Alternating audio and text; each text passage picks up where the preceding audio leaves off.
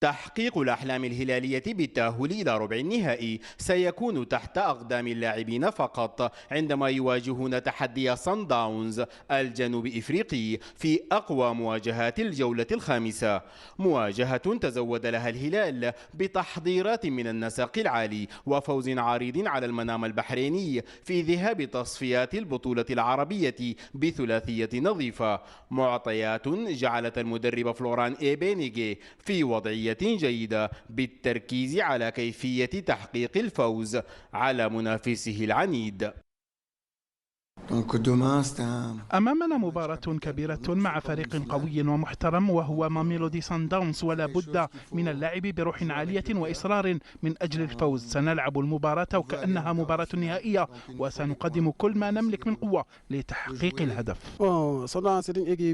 سان داونز فريق قوي ومتمرس في هذه البطولة، ليس أمامنا سوى اللعب بكل قوة وعزيمة من أجل النقاط الثلاث.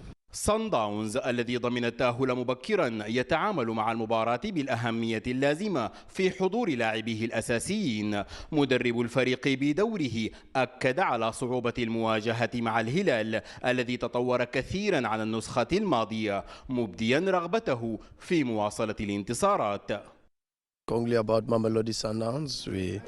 أنا دائما أفكر في سان داونز فقط وأحاول تقديم أفضل ما عندي لفريقي، وذلك بمحاولة تحقيق الانتصارات باستمرار. نعم، كل اللاعبين معنا، انظر لهم، الجميع موجود معنا في الملعب، إنهم لاعبون صادقون وفريق يلعب بشرف.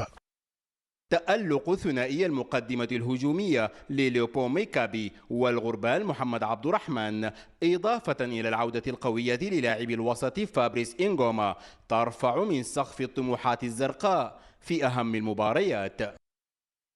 وسط آمال عريضة، ثقة وتفاؤل في المعسكر الأزرق بإمكانية تحقيق الفوز وتجاوز عقبة صن داونز والتأهل إلى ربع النهائي من داخل الجوهرة الزرقاء.